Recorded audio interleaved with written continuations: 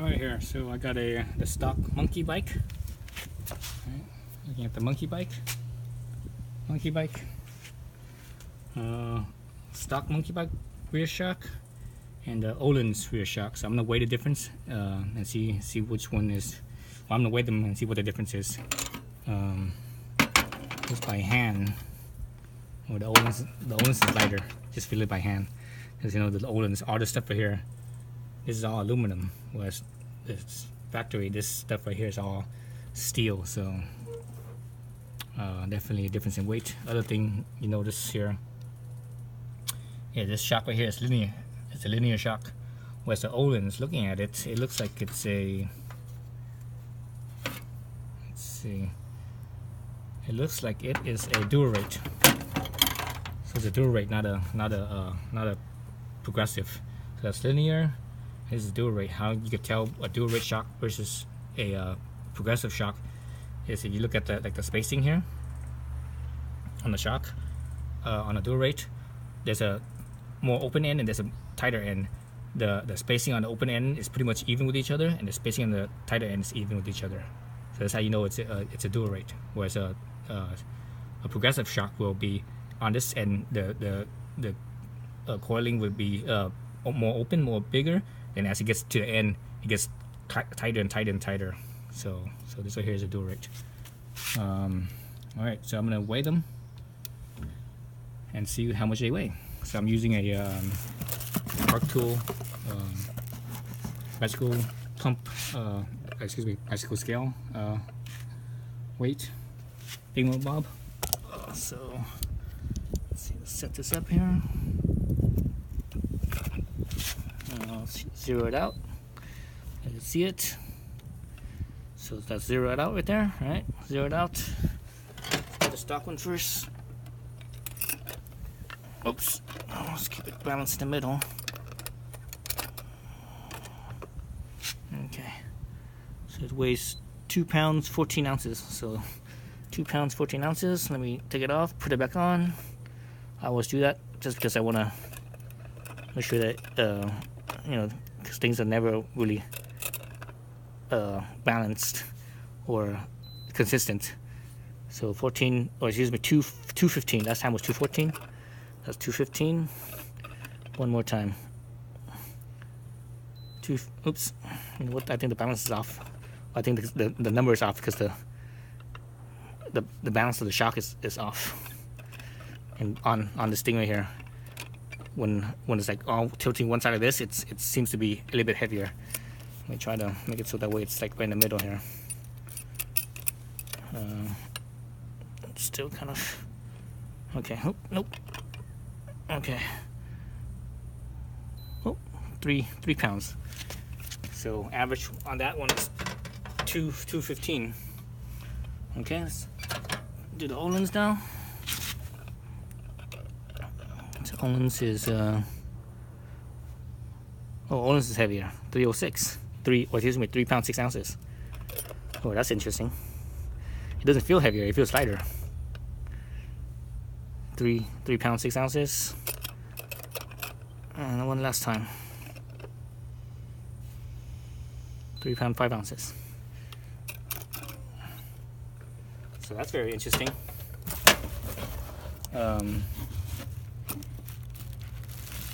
Yeah, that's really interesting. So just lifting it here in my hands, and just lifting it like so, versus this one, man, the stock one feels heavier. The Ohlins. Well, actually, you know what? No, the Ohlins feels a little heavier. Initially, when you just lift it up, it feels like the stock one's a little bit heavier. I think that's when it's not balanced. When I'm, you know, if it's like holding it like so, it feels heavier. But when I'm holding it like right in the middle, when it's balanced, it actually feels it feels lighter than the Ohlins does. But when the Ohlins is, you know, not balanced, it feels lighter than the stock. Okay, so those are the two, and that's I guess the comparison, if you will.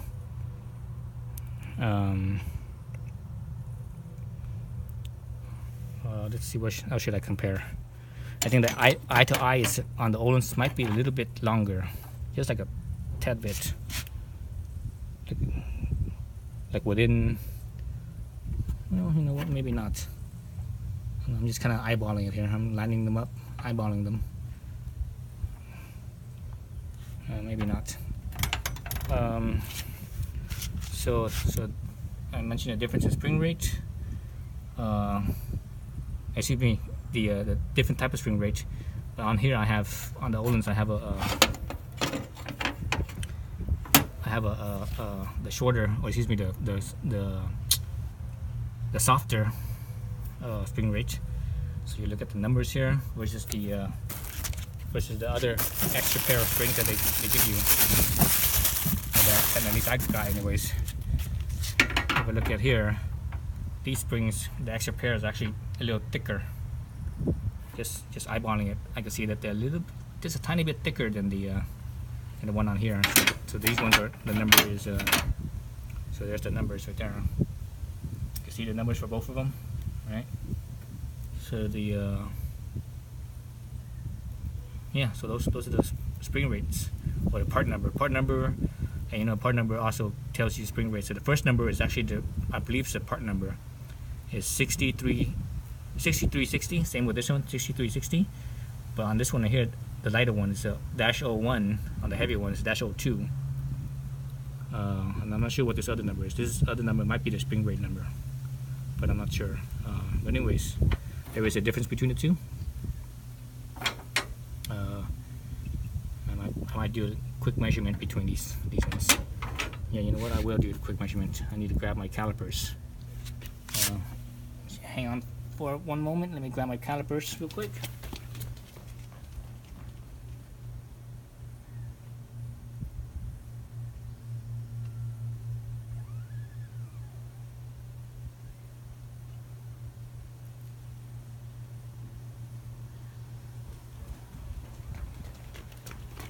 Alright, got my calipers. Some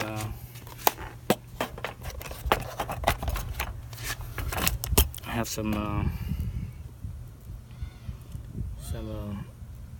Me2 Toyo digital calipers, both metric and inches. So we'll grab those. Let's see. Turn on.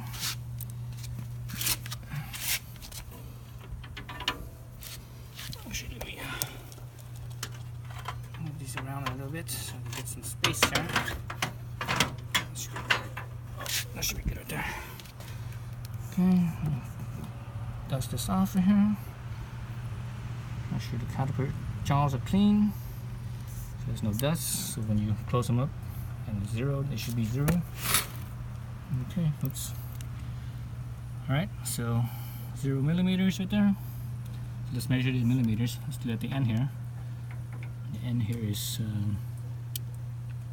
6.14.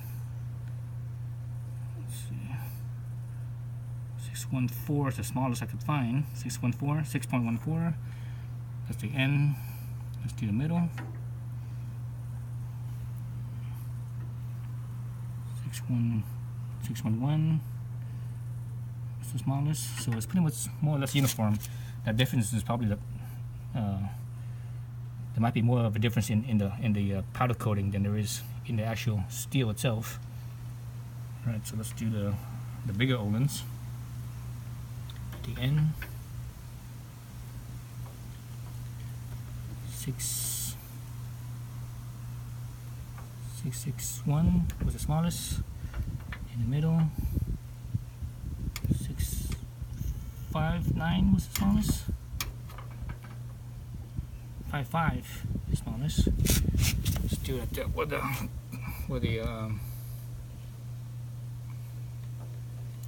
it's tied around. It should be the same. Yep, pretty much the same. So the thickness is the same, but it's just because of the how wide the spacing, how tight the spacing is, that changes it. All right, so that was 6.5, almost 6.6. So this one is 6.2, 6.3, 6.25.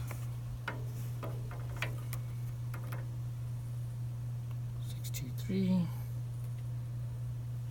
So 625. Go back to the top one. 624, 625. 611 is the smallest. So this top one's actually thinner. So this stock one is actually thinner than this one. But if you look at it, you know, this one being dual rate versus the stock one. The stock one is a tighter round, which is, you know, it's looser here. It's looser than the tighter. So that more looser rate right there is actually softer, I believe, versus a tighter one. So this one's all tight, you know, all uniform. So I think that's even though this one's a little thinner in thickness, in wire thickness, I think that could cause it to be what's the word I'm looking for?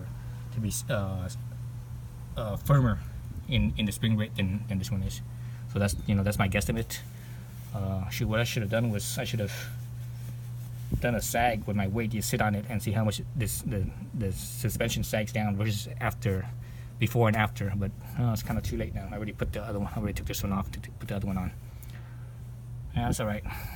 I'm not worried about that because, you know, realistically, you know, this one you can't adjust the sag anyways. You can't adjust the preload. You know, it's just set preload right there. So nothing you can do about that. It would have been, I guess, it would have been nice to know, but it didn't matter. All right, so that's it. Thanks for watching.